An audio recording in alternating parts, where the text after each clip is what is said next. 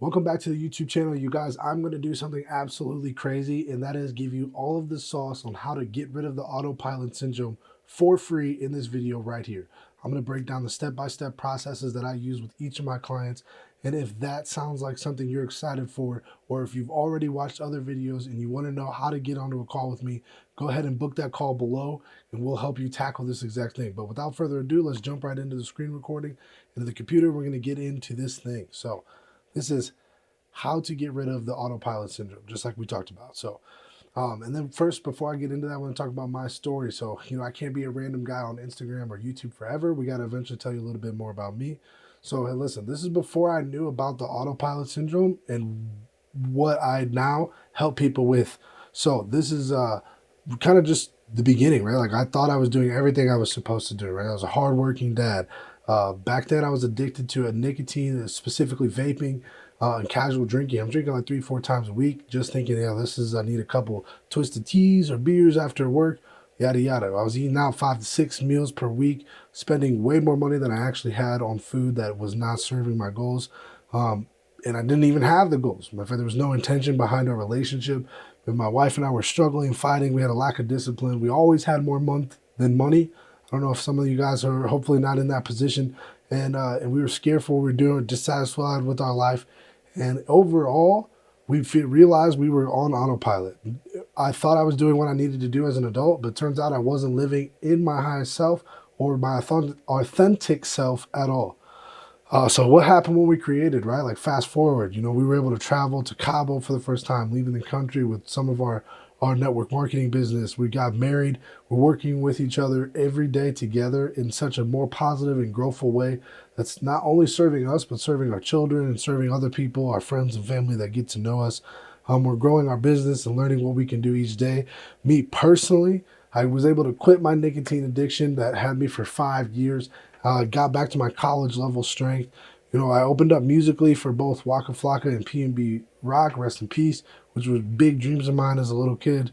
I trained on mindset, as you can see in the top left corner here, in front of hundreds of people throughout my network marketing career, my previous business, and I'm raising an incredible family. My pride and joy, as you see in that picture below. So this is just what happens once you get out, right? And before did all that, I thought I was doing what I needed to do. So how do you know if you're in autopilot? And these are some signs, right? Maybe you've gained those material possessions, but you have no fulfillment. You have the car, you have the house, you have maybe the job even that you like, but something's not feeling right. You've lost or forgotten most of your hobbies. It's just work, sleep, eat, repeat, work, sleep, eat, repeat, work, sleep, right? You're dreading being the glue of your family. Maybe everybody in your family depends on you for both emotional, financial, whatever support. And at this point, even though you love them, the people who you want to look out for more than anything else in the world are starting to feel like a burden, right? You're burned out, you're overwhelmed, stressed out, right? Maybe you were a naturally loud person, but you become quiet and reserved. Your body is aching, exhausted. Maybe you don't a loss of libido. You are in this wonderful relationship, but you don't even feel the urges to want to get to the sweet part. So how do we beat this, right? Like we all know, if you're on this video, you know what it's like. I know what it's like. I knew what it was like before, and I just didn't know how to get through it. And to make this a very long story, very short, I'm going to give you 3 words. I want you to write these down and remember them, and that's vision, momentum, and identity. I'm going to break that down more in the video, but those are the 3 words. Write those down. Let's keep moving on. But first, we need to talk about the formula of change. And when we're looking at this, you may be like me and not like math so much, and maybe you'll be intimidated. And we're going to break each part down step by step, where you're at, how to get through it. Let's go. The first person, though, okay, this is where we're in our negative thoughts and actions. This is the X over X. And I want you guys to remember this is the sauce. This is exactly what all my clients go through, right? This is the sauce, the X and the X, because first, all of our actions have to begin with the thought. If somebody were to come up to you and hit you right now, and you were to hit them back, would them hitting you cause the action of you hitting them back? Some of you may be saying yes, but the answer is the action that they did caused you to have a reaction, aka a thought, which then you placed into action and struck back. Does that make sense? So yes, they may have done something to cause a thought process within you, but ultimately the action can only be taken by ourselves. And it can only get there by having a thought that we have. And when we have negative self-talk, we typically, that just snowballs into those negative problems. And the reason we do this is the Apple voice. So I want to stop, and I really want to encourage you guys to dive in. On the count of 3, without saying anything out loud, I want you to say the word Apple, okay?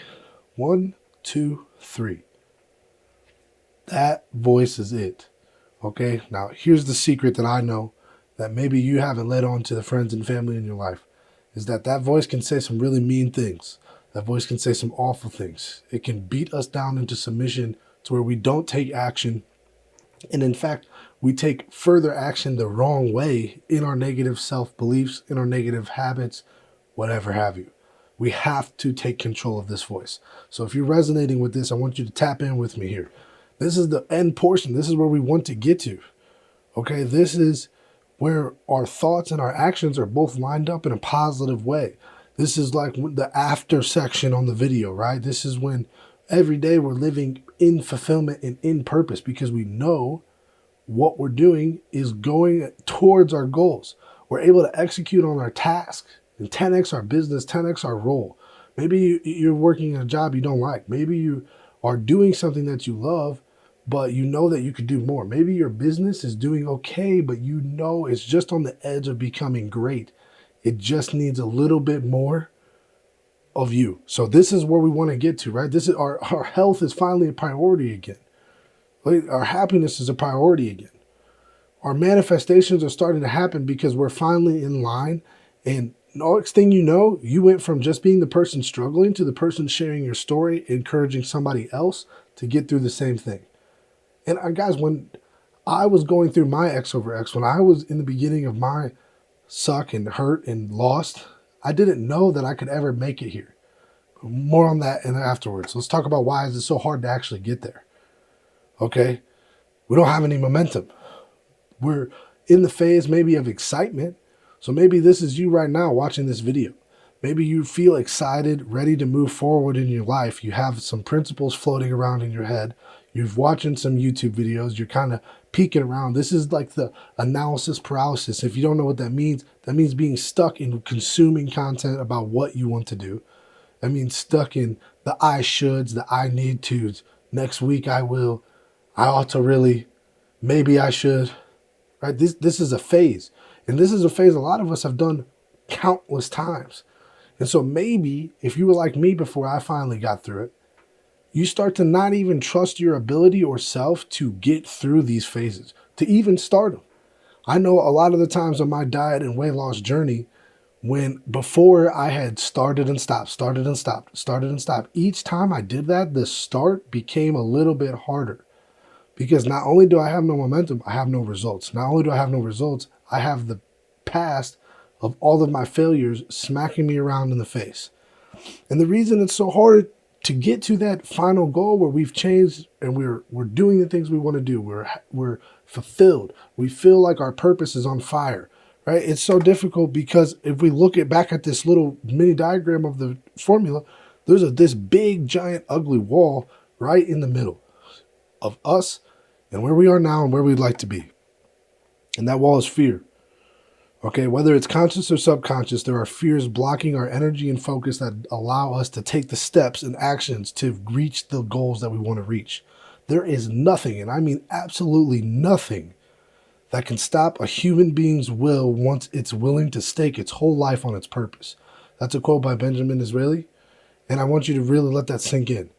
Fear is only able to stop you because you have not decided to stop it. Okay? Now, let me talk about this. There are 3 main fears that we really deal with as people who maybe have financial success, but we don't have the fulfillment, right? And this is often classified as resistance from the universe when trying to change or have any type of goals. Okay, let's go through them. The fear of leaving the comfort zone. Okay, we do not like things to be uncomfortable. This is the modern age, and even more so with AI day by day. Comfort is encouraged at every single corner, intersection, belief. Your brain is actually set up to not allow anything that seems like a threat to continue. So even though leaving our comfort zone may be exactly what we need in life, our brain is going to fire off signals to make us say, hey, whoa, do not do that, bro. I don't want to do that. It's not your fault. It's how your brain is set up. An example, this may be for you. Your money is great, but the work sucks. Okay, the fear of isolation. You don't want to worry about what people are going to think about it, right? Maybe, what are my buddies going to think if I start doing this meditation stuff? What are my buddies going to think if I stop going to the bar every Friday and instead I start going to the gym? What are my homies going to think if I quit playing the game and I start building my business? Right? What are my kids going to think if I tell them that I actually don't want to be this tough person? I want to be this sensitive, more open-minded individual who can be there for you. What if I tell my wife I don't want to be doing these things, right? All of these questions, the what ifs of isolation, of being alone through trying to make a change that you know will help you. It's difficult, right? The fear of uncertainty, right? Going through it. The fear of uncertainty, right? What will happen? Okay, I know, even though that where I'm at right now is tough, even though I may be on this autopilot syndrome, I don't know what happens when I start to go into the other version of me. I don't know what would happen if I were to actually care about myself first. I don't know what would happen in my relationship if I started to prioritize me. These are the uncertainties that can hold us back, again, through the fear wall. I don't know if I'm good enough. I've been here so long, I don't want to start over again and be the new guy again. You kidding me? I can't do it again. I can't restart again. I can't start all over. These are very common fears. Maybe you're going through them right now. And then this is what lifts us up. These fears, they get progressive, right? As we were looking through this example of the change formula, right? We notice as we move through the fear wall, it gets increasingly more difficult. And a big key to remember here is the least amount of fear that I have, if I'm just looking at this equation as like pure basics, right? When I'm over here in my most negative self, in my most negative version of myself, I may have money, I may have possessions, I may have a family who loves me, right? But I'm over here being negative. I'm not fulfilled. I don't like anything. I'm feeling overweight. I'm tired. I'm exhausted. I'm burnt out, right? But I don't have fear. There's no fear. When I'm over here being negative, away from the new version of myself, there's no fear, no matter how bad it is. But on the flip side, the closer I get to my ideal self, the absolute pinnacle of being right there, just on the other side, is the peak of my fear, is the peak of my uncertainty, is the peak of my uncomfortability, is the peak of my isolation at times. This is where they like to say the universe weeds people out to see if you really want it. Because the truth is, you smack a wall up on that calendar, and then a lot of people run back. And the even harder truth is, it feels really good. When you first quit, if you ask somebody who's been on a diet for the last 4 weeks, if you give them a piece of pizza, when they first take that first bite, it feels great. Unbelievable. The fear is gone. There's no more uncomfortability. There's no more uncertainty. There's no more isolation. You're back to where you wanted to be. Even though I'm so far away from that goal I just was right next to, I may accidentally think that this is better for me. Okay? And so what I want to do is go through how those 3 words we talked about can actually solve each one of these steps, right? So in the first portion, the solution is having that vision.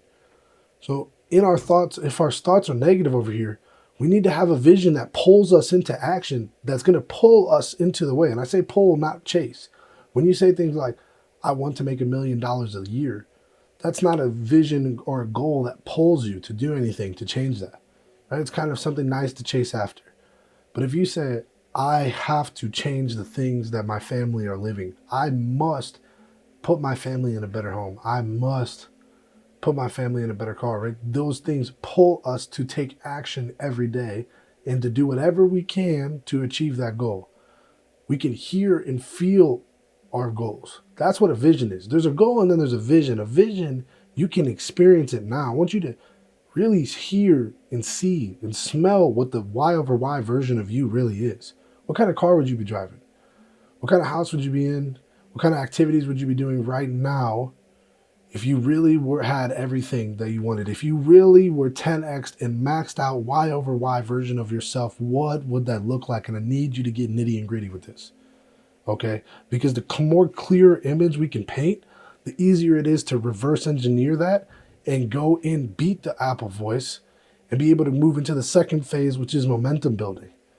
And the only way we can build momentum is to create an actionable plan that actually focuses on stacking wins and building momentum, not becoming perfect overnight.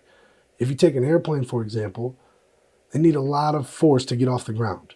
But then once they're off the ground and they've built that momentum, they're able to coast, and they need to in order to maintain the rest of the flight. So you may be like an airplane ready to take off, and it's going to require almost 110% at the beginning. But in order to get to that coasting, momentum is in your life, the part has changed. Right? We have to put in a lot of effort in the beginning, and we also need a plan that will actually produce results on a scale that we can stack. So my favorite example with this is if you're somebody whose goal is to lose weight, I would highly suggest that you remove and add in at the same time one new habit a week. Okay, so this week you're going to start to drink water. Next week you're going to do that and walk. The week after that you're going to do that and add in veggies. Then do that, you're going to do all those things and try to get your protein in. Do that, and then you do all those things, and you're going to try to do some weight leaks. This is all within a 7 to 8 week period. At the end of that 8 weeks, not only have you continuously gotten better and reached your goal, but you set yourself up in a momentum building way so it's easier to add in the next thing. And having a mentor to do this is the best way to easily build momentum. Because in my life, in my business especially, when I had no momentum, sometimes I needed a person who was already in momentum to help me get through and apply the things I needed to and hold me accountable to the action steps I needed to take so I could build my momentum. And then once I built my momentum, I needed help with maintaining that, which is what we'll get into, which is the end portion solution, identity shift. Right? We can't just try a new habit. We can't just say, hey, if I want to quit smoking, if I want to quit my nicotine, I can't say, yo, I'm trying to quit. I am no longer a smoker. I am a person who goes to the gym 5 days a week. I am a father who shows up present.